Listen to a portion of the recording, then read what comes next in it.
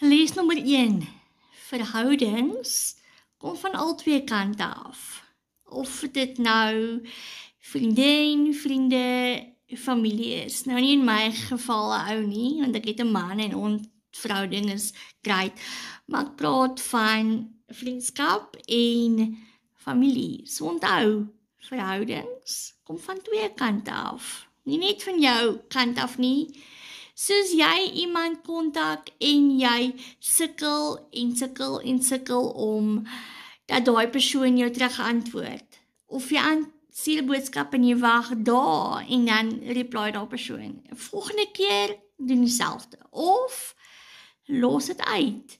Verhouding kom van beide kante af. Laat daai persoon 'n slag jou eerste kontak. Nie laat iemand met jou mors nie. Jy is baie meer werd.